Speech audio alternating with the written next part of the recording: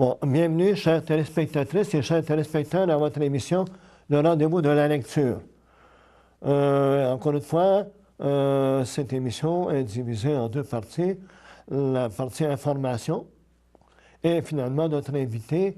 Aujourd'hui, c'est M. Réal Chevrette, vraiment très bien connu dans la région, qui vient justement de publier un livre qui s'appelle Fragments d'aube. Passons à l'aspect information. Donc, dans la région immédiate, nous avons des bibliothèques. La bibliothèque Léopold Desrosiers de Sainte-Geneviève-de-Berthier, la bibliothèque de Berthier-Mer et la bibliothèque Régent-Cham de Saint-Ignace-de-Loyola. Fait que je vous invite, si vous le voulez, à contacter ces différentes bibliothèques pour connaître les activités de chacune. Dans la région immédiate aussi, il y a une activité culturelle assez intéressante. Exemple, il y a le vernissage, il va y avoir la dernière exposition du groupe des 15 à Saint-Norbert. C'est la dernière municipalité que ce groupe-là visite en y exposant leurs œuvres. Il y a des écrivains de la région ou qui sont originaires de la région qui font paraître des livres. Je mentionne en premier lieu Mme Nina Savignac, qui a récemment publié le dernier volume de sa trilogie de l'Irlandais. Ce dernier volume s'intitule L'Irlandais, les descendants. Deuxième parution, Micheline Delpé vient de faire paraître aux éditions La Goélette un roman dont le titre est La Grange d'en haut, avec un genre de sous-titre Il faut marier Helena. Ça, c'est une œuvre, puis Mme Micheline Delpé nous présente ici une œuvre en 2 tomes. Vous avez également une troisième parution de quelqu'un qu'on ne connaît pas encore tellement. Il s'appelle M. Christian Brien, qui vient de lancer aux éditions Le Chiffon Bleu son premier livre intitulé Joe Arthur, le duel d'une vie. Donc, ce serait sans doute un écrivain à découvrir, M. Christian Brien. Autre élément aussi qui est extrêmement intéressant, on connaît la versatilité de M. Claude Sauvageau, qui a déjà fait paraître une couple de livres, les recettes de M. Curé notamment, le Saint-Curé, et finalement le 1er décembre, à 14h30, à l'église de Berthier-Mel, aura lieu le lancement de son dernier livre, qui justement va traiter de l'histoire de l'église de Berthier-Mel. On va parler de musique et poésie. Vous savez que musique et poésie, du mois d'octobre, novembre, décembre, le premier mercredi, il y a des soirées musique et poésie. Au mois de novembre, nous avons eu droit à une soirée portant sur les peintres, les poètes surréalistes. Et le 4 décembre prochain, toujours à l'église de l'Île du Pas, à compter de 19h30, ça va être une soirée consacrée au poète Roland Giguère. Un aspect très intéressant pour cette soirée, M. Raymond Lemieux va nous prêter des œuvres de Roland Giguère. Parce qu'en plus d'être poète, M. Roland Giguère est un artiste pictural. Fait que c'est une invitation à venir à 19h30, le 4 décembre prochain, entendre des vers de M. Roland Giguère et d'admirer ses œuvres en même temps. Et le tout sera combien, bien entendu, comme par les autres soirées musique et poésie, justement de musique. Ensuite, je parle de musique et poésie. Après le mois de décembre, on va au mois de février.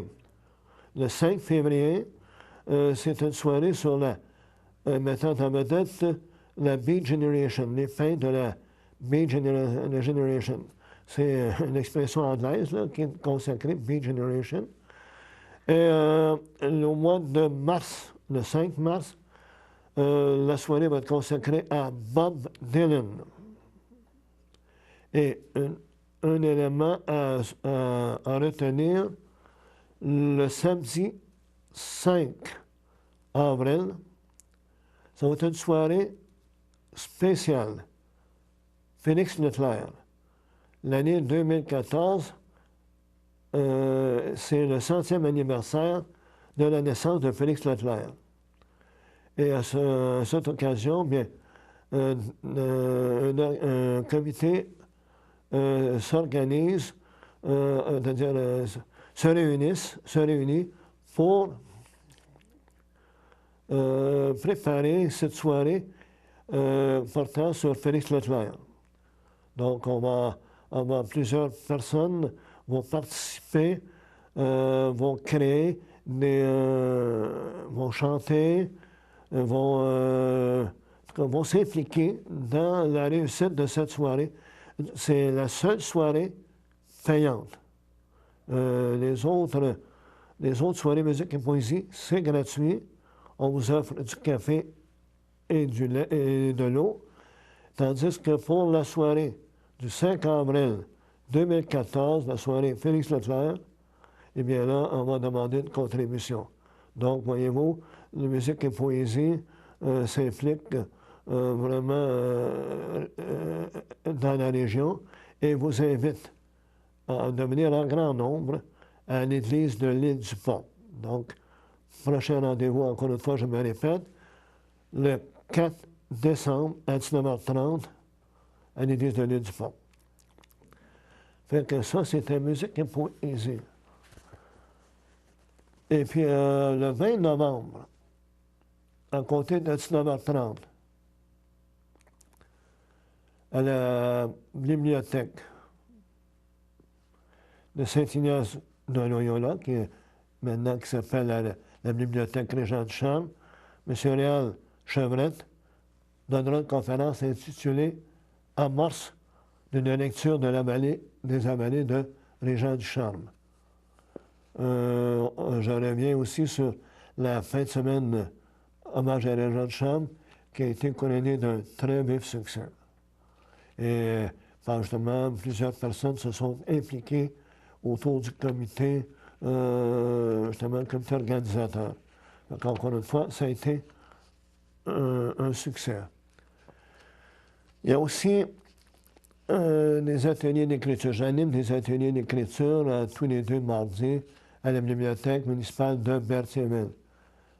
Si vous êtes intéressé par ces ateliers d'écriture, bien, vous pouvez me téléphoner au 836-6996 ou vous pouvez téléphoner à la bibliothèque aussi à la 836-6767. Donc, si l'écriture vous appelle, si l'écriture, si vous voulez savoir si vous écrivez bien, si vous avez un goût pour l'écriture, que vous aimeriez en savoir davantage, eh bien, les inscriptions se font en tout temps pour ces ateliers d'écriture. Fait que là, disons que sur cet aspect d'information, c'est terminé pour le moment. Nous allons accueillir, après la pause, M. Réal Chevrette, qui va nous parler de son livre « Fragments d'aube ». À tout à l'heure. Merci. Moi, j'adore courir. Je vais dehors, je pars à courir, je vais vers l'inconnu, n'importe où. Je me donne pas de trajet fixe. J'ai l'esprit tranquille, une certaine paix intérieure quand je cours. C'est une passion.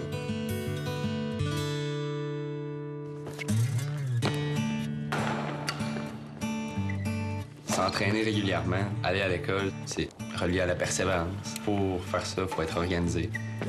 L'activité physique m'a appris à persévérer et à gérer mon temps. C'est utile dans la vie de tous les jours.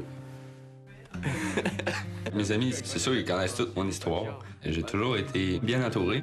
Des gros Sam, c'est un gars ben smart, là, il est tout le temps là pour nous. Quelqu'un de vraiment gentil, oui. Peu importe ce qui t'arrive, il va tout le temps te remonter le petit moral. Il va toujours avoir le petit mot pour dire « Hey, lâche pas, champion! » Sam, c'est Sam. Je suis présentement étudiant en sciences nature dans le but de devenir nutritionniste.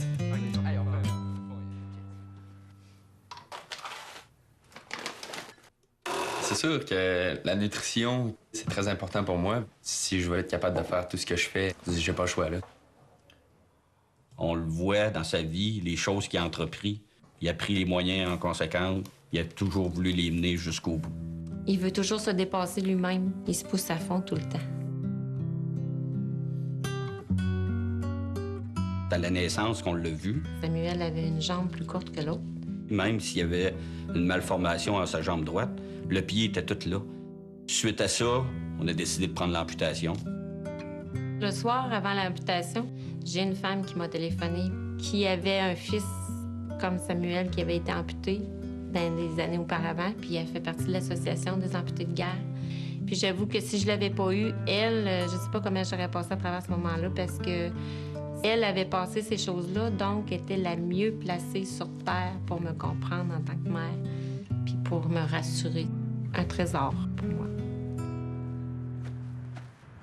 L'aide que les amputés de guerre m'apportent chaque année, dans le fond, tout le temps quand j'en ai besoin, c'est les nombreuses prothèses que j'ai eues. Les prothèses pour le sport, pour la natation, plein d'autres. Les prothèses pour la course. Celle-ci est faite complètement en fibre de carbone. Je pense pas réussir à briser ça dans ma vie entière. La philosophie des amputés de guerre, c'est d'accomplir le rêve des enfants. Les amputés de guerre ont totalement changé ma vie. Ils m'ont permis de vivre ma passion.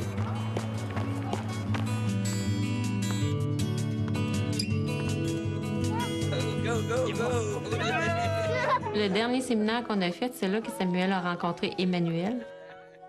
C'était tellement agréable de voir que les parents, ça leur faisait du bien à leur tour de voir notre fils se débrouiller. Quand j'ai été jeune, j'ai eu beaucoup de sport avec les plus vieux des amputés de guerre. Donc pour moi, c'est tout naturel de faire pareil, comme par exemple le petit Emmanuel. Il me dit qu'il aimait courir. Je le supporte à fond dans ce qu'il veut faire, peu importe l'activité. Puis je vais être prêt à aider n'importe qui. Emmanuel, il vient d'avoir 4 ans. L'année prochaine, c'est la rentrée scolaire, puis c'est ça qui me travaille un petit peu, que je sais pas trop comment... Ça s'est bien passé avec Samuel? La maternelle, nous autres. Quand on discute ensemble, on dit « Ah oui, c'est vrai, on a passé ça, nous autres aussi. » On se questionnait là-dessus, soit pour l'école, n'importe quoi. Puis c'est bon de pouvoir, justement, les épauler là-dedans. Encore tu Samuel, il a reçu beaucoup. Maintenant, il a appris qu'il pouvait donner. Samuel, je pourrais compter dans ma main les journées qu'il n'a pas été de bonne humeur. Il a 18 ans. Je le vois comme un encouragement, pas juste pour moi en tant que mère, mais pour ceux qui côtoient.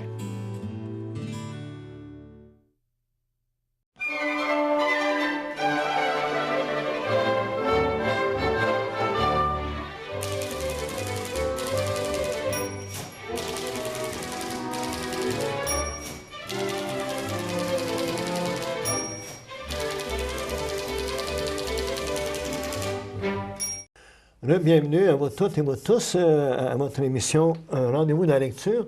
Et comme mentionné lors de l'entrée en ondes, nous avons comme invité M. Réal Chevrette. Bonjour, M. Réal Chevrette. Dans un premier temps, je vais essayer de résumer un peu qui vous êtes. Vous êtes né à Berthier-Mel. Oui. Vous avez fait des études primaires à Berthier-Mel. Vous avez ensuite fréquenté le séminaire de Joliette. Oui. Avant d'aller prendre des études en littérature et pédagogie à l'Université de Montréal. Et à l'UQTR. À l'UQTR. Vous avez enseigné le français, le théâtre et la littérature au Collège de l'Assomption pendant 28 ans. Bon, on m'a dit on t'a dit, on va se tutoyer parce qu'on se connaît. Tu avais enseigné, je crois, à Sorel-Tracy 2 ans auparavant. 2 ans auparavant, oui, effectivement, de 72 à 74. Et puis depuis ta retraite, supposément, la retraite, on dit souvent, on ne fera pas grand-chose, mais toi, depuis ta retraite, dis-moi, qu'est-ce que tu as fait à peu près?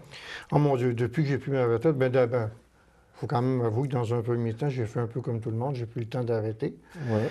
Et puis, sauf que rapidement, ben, dans un premier temps, j'avais le goût de renouer avec ma région natale parce que toutes les années que j'ai passées à l'Assomption, bien sûr, ben, je consacrais beaucoup de temps à mon travail et puis je passais plus de temps à l'Assomption et dans la région de l'Assomption que dans mon coin de pays à moi, même si je l'habitais encore à Saint-Ignace. Et puis, j'avais le goût de renouer, mais je ne savais trop par où commencer. Alors, ce qui est arrivé, c'est que par toute une série de hasards, je me suis retrouvé membre du conseil d'administration de la CIRBI. Oui. Je ne vous explique pas de quoi il s'agit, tout le monde connaît la CIRBI dans la région. Oui. Et puis, à cause de mon implication dans cet organisme-là, ben, j'ai pu rapidement nouer des contacts avec des personnes que j'avais perdues de vue ou que je ne connaissais pas dans la région.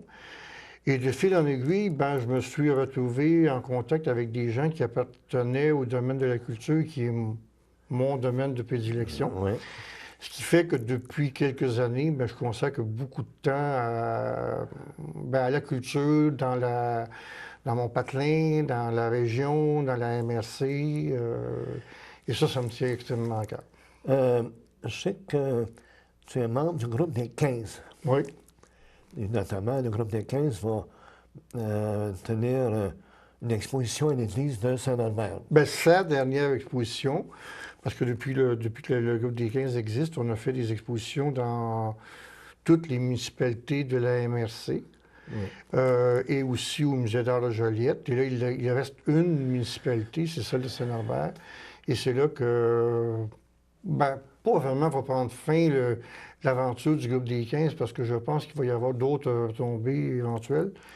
Mais oui, effectivement, à Saint-Norbert, ben demain c'est le vernissage. Ouais. Et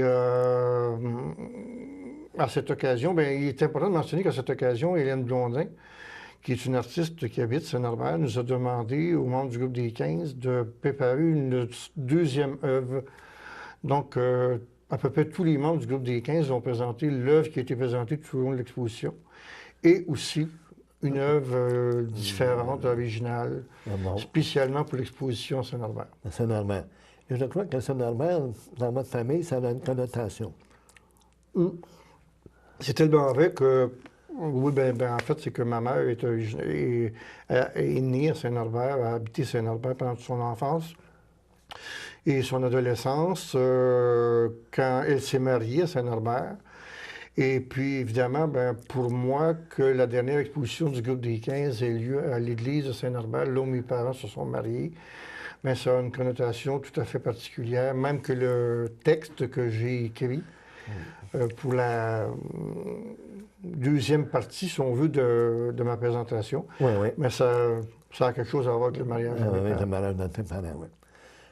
Donc, tu as le groupe des 15 et également, tu as été quand même un des fondateurs du groupe Musique et Poésie. Oui, mais comme toi, d'ailleurs. Exact. En fait, ben là, vous avez devant vous deux des trois membres fondateurs du groupe des 15. Il ne manque que Jean-Pierre Rivet. C'est une idée qui nous est venue en 2011, ça, oui. Exact. En 2011, suite à une petite soirée de poésie que j'avais faite à l'ancienne bibliothèque de Berthierville. Et puis, ben, Louis-Marie et Jean-Pierre, qui avaient assisté à cette soirée-là, avaient beaucoup aimé. À cette occasion-là, ben, à la guitare, j'étais accompagné par Pierre Blais. Et puis, on s'était vus quelques temps plus tard, puis on avait eu comme ça l'idée de prolonger l'expérience en nous disant, ben là, j'avais lu des poèmes qui étaient un peu les brouillons de ceux qui ont été publiés cette année. Et puis, ben, on s'était dit, pourquoi ne pas lire de la poésie, ce accompagnement musical, puis on a décidé finalement, ben, c'est comme ça que sont nés les soirées de musique et de poésie qui ont maintenant lieu une fois par mois, ben, pendant une période de 6 mois à chaque année. Et puis, c'est là aussi une expérience extraordinaire puis une belle façon de s'impliquer dans le milieu de la culture. Exact. J'en profite pour renouveler aux téléspectateurs que la prochaine rencontre, le mercredi 4 décembre, à l'église de l'Île-du-Port, soirée musique et poésie, avec le poète en vedette, Roland Giguère. Oui, puis je pense que dans ce cas-ci, c'est important de mentionner aussi qu'on a une chance inouïe, à savoir que M. Raymond Lemieux, qui habite Saint-Ignace depuis quelques années, va nous prêter des œuvres originales de Roland Giguère, parce qu'il faut savoir que Roland Giguère était poète, mais aussi peintre, artiste en art visuel. Et puis, M. Lemieux possède des œuvres de Roland Giguère, un bon nombre de ses œuvres originales, puis il va nous les prêter pour agrémenter la soirée. Donc, ce sera une soirée de musique, de poésie, et au cours de laquelle les gens pourront en même temps visiter une merveilleuse exposition des œuvres de Roland Giguère. On est content, je pense. Oui, je pense qu'on est très content. Et puis, un autre élément, quand même, de toi, c'est que tu es quand même assez infatigable. Je donne un exemple. En 2012, tu as été l'instigateur de la fin de semaine Léopold Desrosiers. Oui.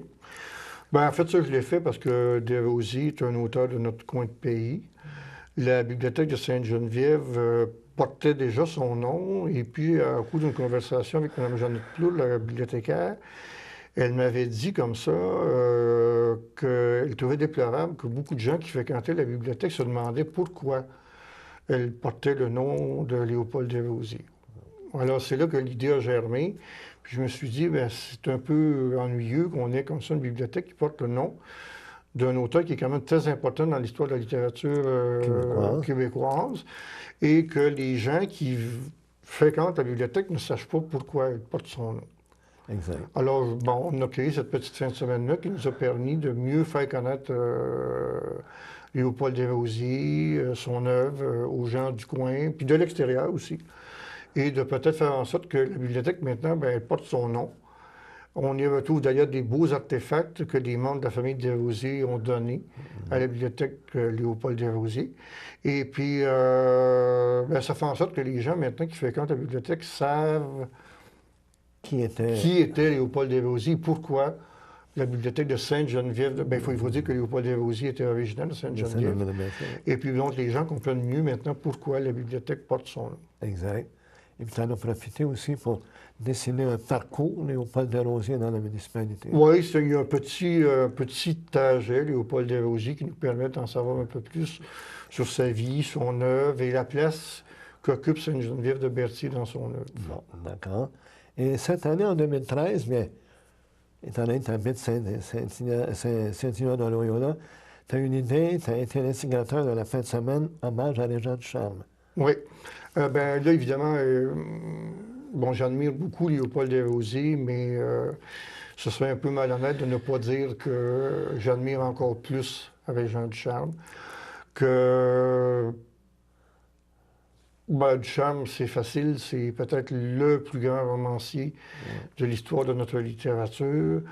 Et là aussi, lorsque j'enseignais la littérature, lorsque je discutais de littérature, que ce soit avec mes étudiants, avec des confrères, des consoeurs ou avec d'autres personnes passionnées par la littérature, j'étais un peu fatigué d'entendre dire Ducharme, dans son œuvre, parle souvent d'une île, mais on ne sait pas du tout où est située cette île-là. Les gens ignoraient même que Ducharme a vécu pendant plus d'une vingtaine d'années à Saint-Ignace. Et ça m'agaçait. Et j'ai eu cette volonté de combler cet oubli, de combler ce vide, et puis en même temps de peut-être faire en sorte que les gens de Saint-Ignace soient fiers de dire, bien, Régent Ducharme, ce grand auteur, ben, il est de chez nous.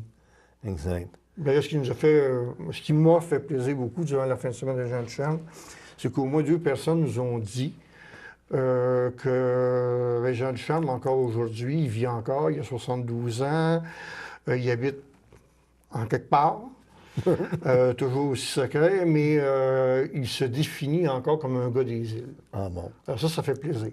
Ça fait plaisir. Et puis ça fait plaisir que maintenant, bien, la bibliothèque de Saint-Ignace porte son nom. Et que, d'ailleurs, il faut préciser que la fameuse fin de semaine, Régent Ducharme a été un premier pas. Il y a déjà des projets qui vont nous permettre d'aller plus loin, de faire en sorte que Régent Ducharme, ben, entre guillemets, se réinstalle, même de façon symbolique, à Saint-Ignace. Je pense qu'elle a entendu parler qu'il y avait un parc qui va être aménagé. Éventuellement, il y aura sans doute un parc, oui, qui sera aménagé. Aménagé. Toujours actif. Depuis quelque temps, tu sièges au comité culturel de la MRC. Oui, depuis, mon Dieu, ça fait grosso modo 2 mois. Ah bon. Et puis, bien sûr, étant donné que j'ai eu la chance, grâce au groupe des 15, de connaître des gens qui habitent dans les diverses municipalités de la MRC, bien, de pouvoir m'impliquer maintenant au sein de ce comité, pour moi, c'est quelque chose qui est très valorisant, qui me fait extrêmement plaisir parce on vit dans une MRC qui est absolument magnifique. Une MRC où on retrouve de plus en plus de créateurs, de créatrices dans divers domaines.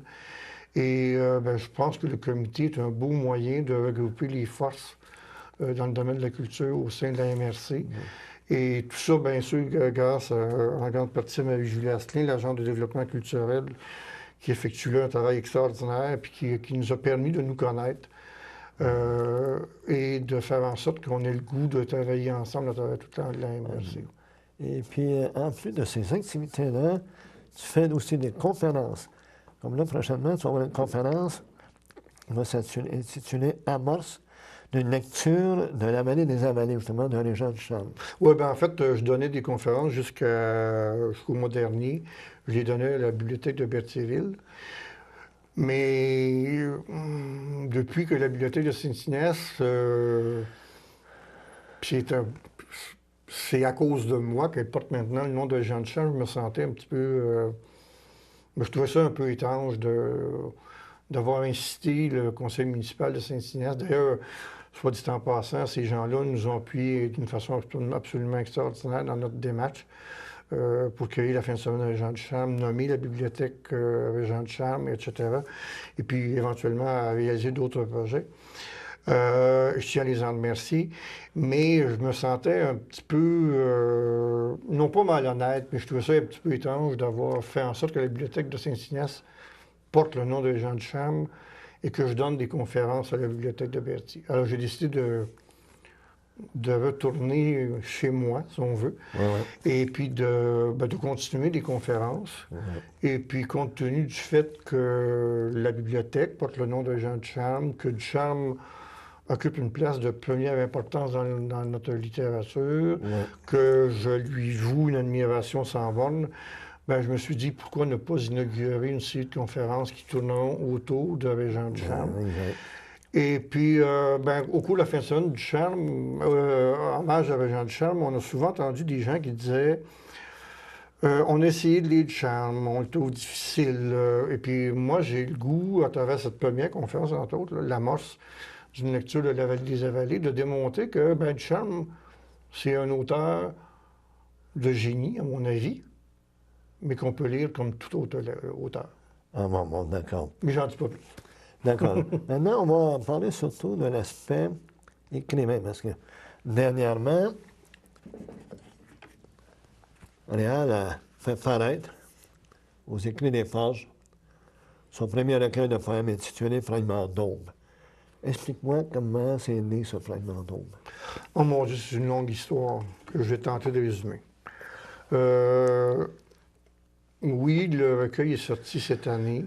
Je vais dire d'abord, dans un premier temps, je tiens à mentionner le fait que ce recueil ait été publié aux Écus des Forges, pour moi, ça a une valeur énorme parce que, oui, les Écus des Forges, c'est une grande maison d'édition dans le domaine de la poésie, mais c'est aussi une maison d'édition qui a été fondée par Gatien Lapointe, le grand Gatien Lapointe, un des grands de la littérature, de la poésie québécoise. Et puis j'ai eu le bonheur de côtoyer Gatien pendant de nombreuses années et de me retrouver comme auteur dans la grande famille des Écrits des Forges, cette famille qu'a créé Gatien, ça me touche énormément. Quant au recueil lui-même, c'est que depuis l'adolescence que j'écris, j'aurais peut-être pu publier avant, je ne le sais pas. Mais j'ai écrit toute ma vie. Mais à cause de toutes sortes de raisons, le travail, la famille, toutes sortes d'obligations, je n'allais jamais au bout tous mes projets. Puis à chaque année, pendant les vacances d'été, je me disais, bon, cette année, tu vas aller jusqu'au bout. Puis ça n'arrivait jamais. Puis d'année en année, ben, les pages inachevées s'accumulaient. Et puis, bien, à la retraite, le rêve était encore là, évidemment. Puis c'était plus qu'un rêve, c'était un besoin, en fait. Et puis, il y avait toutes ces piles de feuilles qui traînaient un peu partout. Puis je me suis dit, bien, maintenant que c'est la retraite, même si tu es occupé, c'était d'une autre façon. Alors, j'ai tout mis ça ensemble. Ça donnait là, quelque chose de complètement échevelé, là, évidemment. Ouais. Et puis, je me suis mis à me relire, à éliminer des choses qui avaient moins de valeur, à mes yeux, en tout cas. Et puis, je me suis retrouvé qu'un certain nombre de textes qui étaient plus ou moins terminés. Puis, je me suis demandé qu'est-ce qu'on fait avec ça. Ah bon.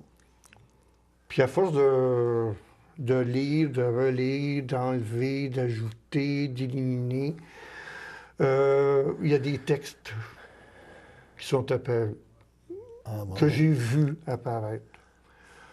Mais qui étaient encore là, plus ou moins bien organisés. C'est toujours en me lisant, parce que même si le recueil n'est pas très long, là, je serais incapable de dire combien de centaines d'heures se cachent derrière tout ça. Là.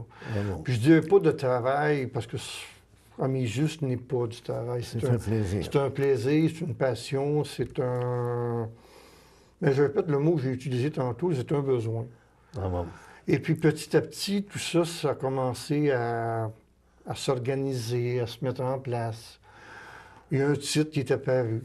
Ah bon. Ça s'intitule Fragment d'aube parce que l'aube, il occupe une place extrêmement importante. Même, je dirais, les aubes qui ont marqué ma vie, ils occupent une place importante.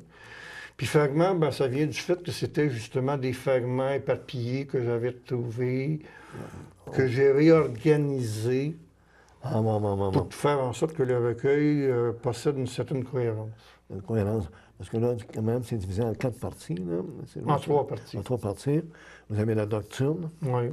Vous avez aurore, oui. Et vous avez finalement aube. Oui.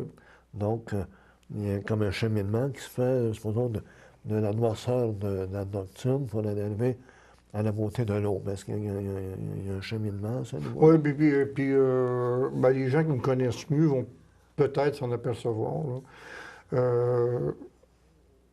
La première partie qui s'intitule Nocturne, il ne faut pas croire là, que je le dis parce que j'ai eu une enfance malheureuse, c'est pas ça du tout. Là. Mais je me suis aperçu que mon cheminement personnel a fait en sorte que j'ai eu le sentiment, en vieillissant, d'être passé de la nuit au jour. Ah bon, d'accord. Je sais qu'habituellement, c'est l'inverse qui se produit. On dit que quand on vieillit, on va vers un certain déclin, qu'on s'en va vers la nuit. Mais moi, c'est le sentiment inverse que j'ai. Et c'est peut-être pas un hasard si, en guise d'introduction au recueil, j'ai cité un des poètes que j'admire le plus. C'est un poète américain, mais pour qui j'ai une admiration énorme, c'est Bob Dylan. J'ai utilisé un passage d'une de ses chansons qui s'intitule My Back Pages. Et le petit passage que j'ai cité, c'est 2 vers du refrain qui, en français, disent j'étais beaucoup plus vieux à l'époque. Je suis plus jeune aujourd'hui. Bon, et c'est comme ça que je me sens. Et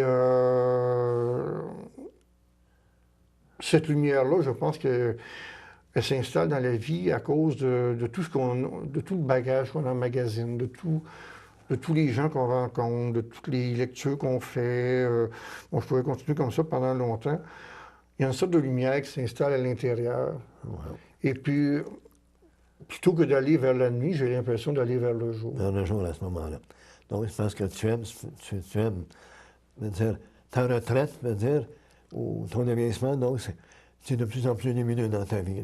Oui, puis non seulement à ce moment-ci de ma vie, mais en relisant les textes que j'avais écrits il y a X années, je je me suis aperçu que déjà à cette époque-là, c'était ce que je disais, puis je me suis aperçu, parce que j'ai retrouvé des textes même que j'avais écrits quand j'étais adolescent, qui étaient d'une noirceur, mais d'une noirceur là, qui m'a fait presque peur quand je me suis relu. Et puis je me suis aperçu que plus j'avançais dans ma vie, plus j'avais l'impression de lire des choses lumineuses. À cause sans doute, comme je le disais tantôt, là, des personnes que j'ai rencontrées, des expériences que j'ai vécues, des connaissances que j'ai acquises. Et je me rends compte, même il n'y a pas longtemps, là, ça peut paraître quasiment vaniteux, là, ce que je vais dire, mais j'avais comme le besoin de me lire encore une fois. Et puis je me suis rendu compte encore une fois que dans ce recueil-là se retrouvent des personnes, surtout des personnes que j'ai rencontrées tout au long de ma vie et qui ont été des autres dans ma vie. Quand je dis des personnes, c'est pas nécessairement des personnes physiques que j'ai rencontrées. Là. Je parle de peintres, je parle de musiciens, je parle de poètes, je parle des gens que j'ai rencontrés d'une façon ou d'une autre. Exactement. Dans certains cas, c'est une présence physique. Dans d'autres cas, c'était une présence que je vais qualifier d'intellectuelle. Là. Mais que tous ces gens-là ont fait en sorte qu'il y a eu de plus en plus de lumière dans ma vie. D'accord. On va dire des gens que tu as connus via leurs œuvres, c'est pour ça que je parle dans certains cas, oui. Mais ben là, ce peintre-là, il me parle beaucoup. À ce moment-là, ça a une influence pour ton écrit. Bien parmi les gens dont je parle, il y a surtout eu des poètes, bien sûr. Mais quand je dis poète, des poètes, des romanciers, des philosophes, peu importe, là, mais il y a plein de gens comme ça que j'ai lus et qui ont allumé des lumières dans ma vie. Dans ta vie. Bon, là, je vais te demander une petite faveur. Je vais te demander de lire Aube. Le premier que je te propose, que je vais lire, s'intitule Aube du vent. C'est le premier poème de la dernière partie. Pourquoi il est... D'abord, il est très court. Et puis, depuis que le recueil est paru, c'est incroyable le nombre de gens qui me disent à quel point ils aiment ce poème-là. Il est très, très court. Donc, ça s'intitule Aube du vent. Et ça dit ceci. Comment trahir la vie, accepter le silence ou douter de la lumière alors qu'un arbre danse? Et puis, tu en avais choisi un autre? Tu voulais que je t'en lise un autre, puis moi, j'avais le goût de lire un autre poème qui s'intitule, lui, Aube des mots. Je le lis, celui-ci. Les gens, beaucoup de gens m'ont dit aimer Aube du vent. Mais moi, personnellement, je ne dis pas que c'est le meilleur texte du recueil, là. Mais moi, pour toutes sortes de raisons que je ne comprends même pas, c'est celui que je préfère. Ah bon, d'accord. Donc, il s'intitule Aube des mots. Parfois, j'écoute parler un enfant et j'oublie où je suis. Parfois, je regarde tourner la terre et j'ai peur et j'ai froid. Parfois, je traverse mon ombre et ma mémoire m'avale.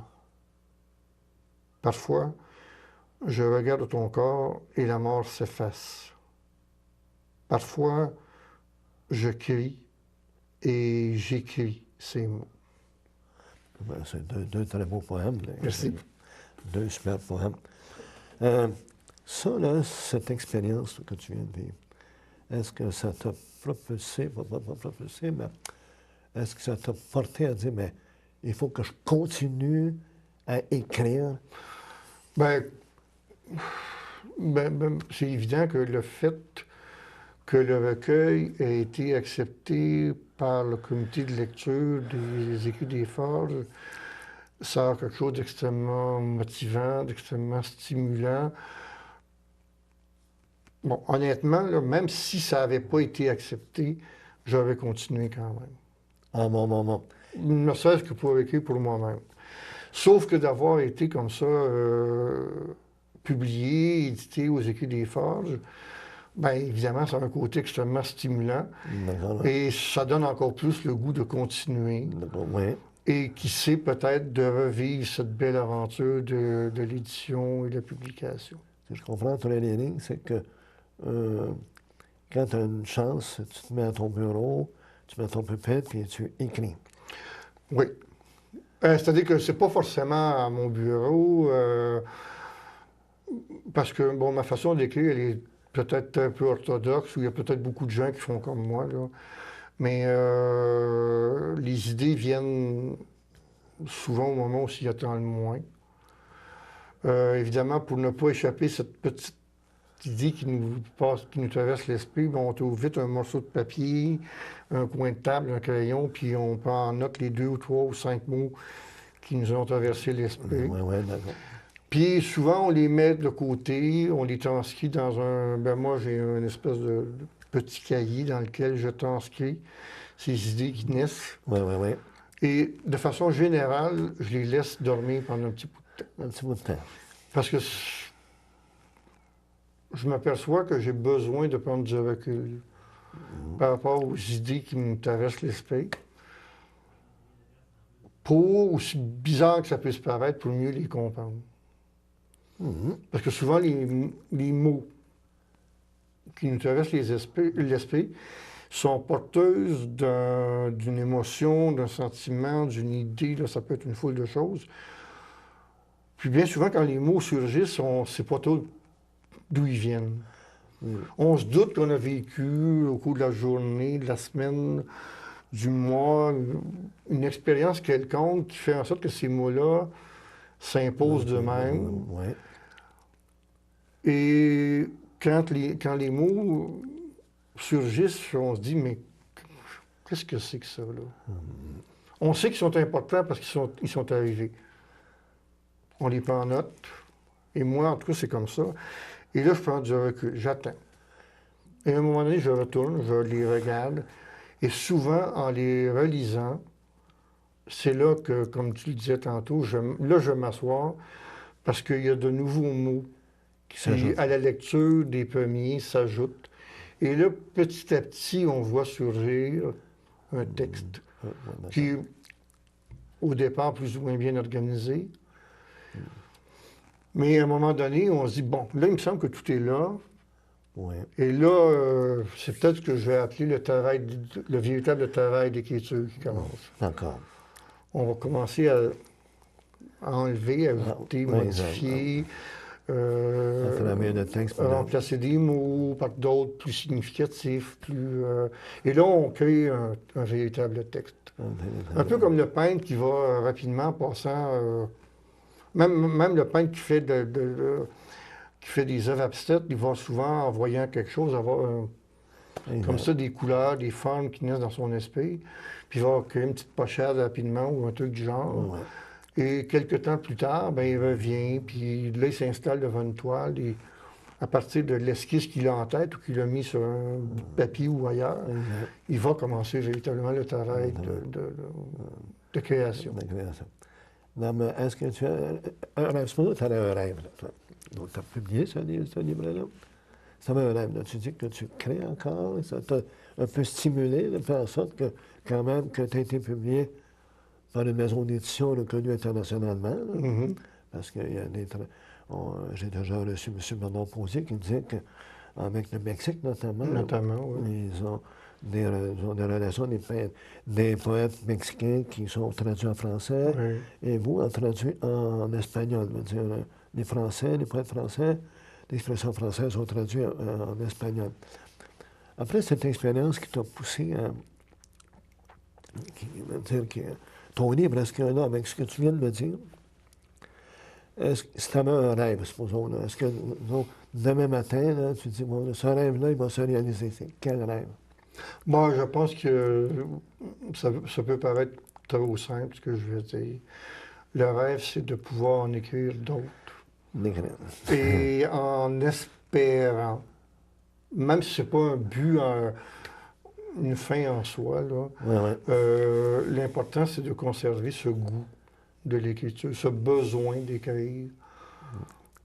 Puis peut-être, si on parle d'un rêve, ben ça c'est que dans X temps, il y en ait un nouveau qui soit terminé et que ben, qu'il se retrouve lui aussi aux écus des forges éventuellement.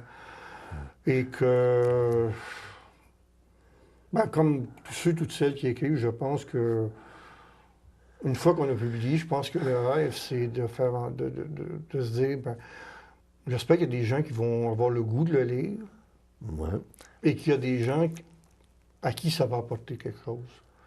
Parce que c'est sûr que l'acte d'écrire, c'est un acte tout à fait solitaire comme n'importe quel acte de création. Exact. Mais une fois qu'on a eu ce bonheur d'être diffusé,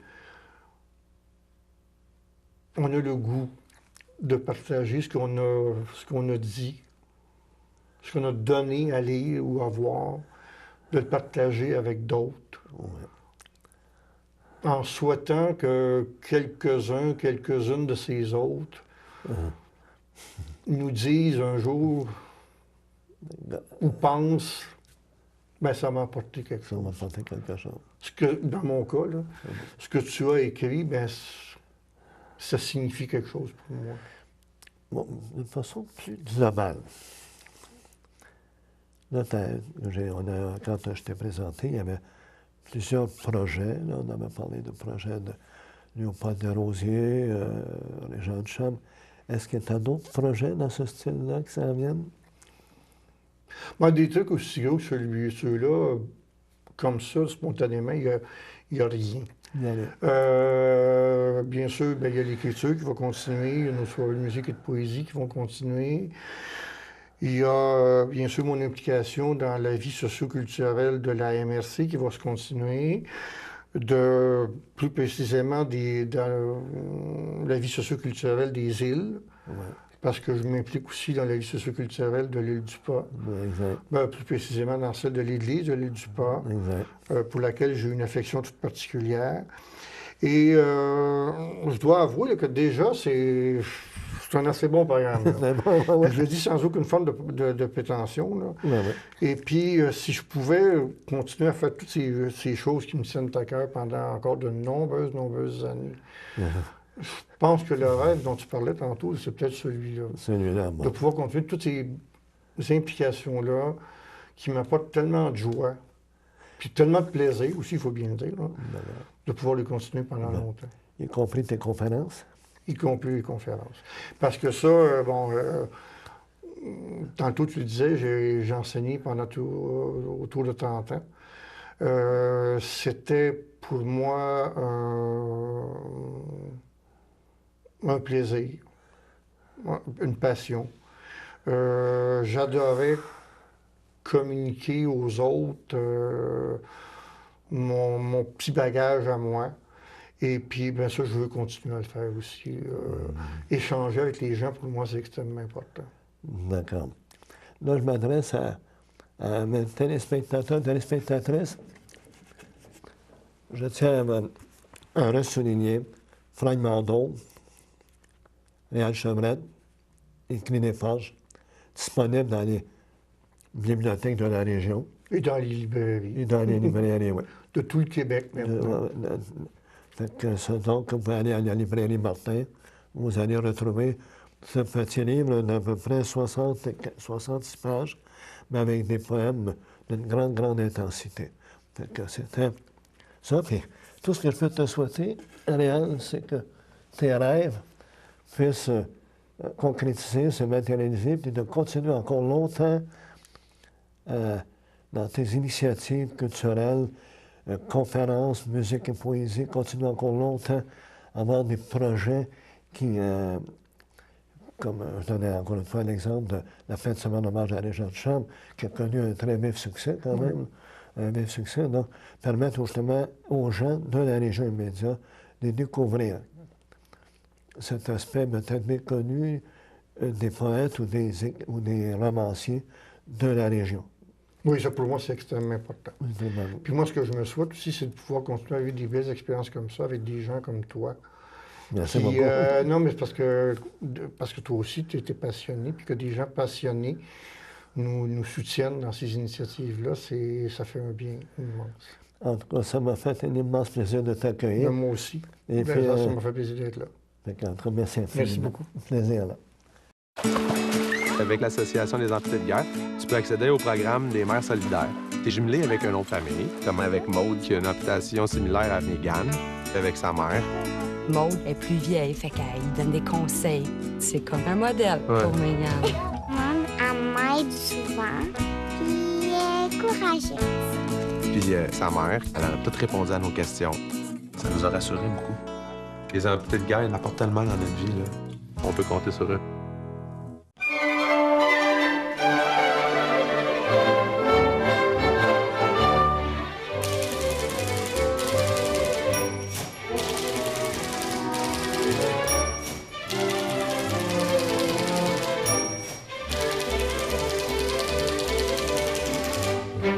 Bon. Encore une fois, chers téléspectateurs et chères téléspectatrices, votre émission Rendez-vous de la lecture se termine. Et en terminant, bien, j'aimerais remercier notre invité Réal Chevrette, de remercier notre technicien Michael Chevrette. Et c'est vrai, j'allais oublier une chose.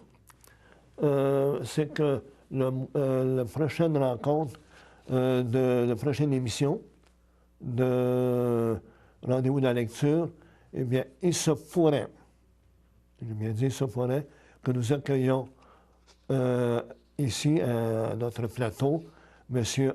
Éric Roger. Éric Roger anime à tous les derniers mercredis du mois à l'Escalier à Montréal une soirée semblable à musique et poésie. Ce monsieur est écrivain, il est poète, et depuis 14 ans a remplacé Janou Saint-Denis. Donc, si jamais ça vous intéresse, le dernier mercredi de chaque mois, à l'Escalier, au 550 Sainte-Catherine-Est, vous avez le bar, restaurant et spectacle, l'Escalier ou Solovox, animé par M. Éric Roger, a lieu. Donc, chaque mois, M. Éric Roger souligne la part de certains poètes. Et dernièrement, il a mis en évidence Alain Grandbois, le poète Alain Grandbois, Janou Saint-Denis, Marie Huguet. Et puis le prochain rendez-vous pour Solovox, c'est le 27 novembre à 18h30 à l'Escalier. Fait que, encore une fois, je remercie Michael Chevrette, je remercie Réal Chevrette, notre invité, et je remercie CTRV de nous donner l'occasion d'avoir cette émission. À la prochaine émission. Merci beaucoup à vous toutes et à vous tous, téléspectateurs et téléspectatrices, d'être assidus à ce programme. Merci.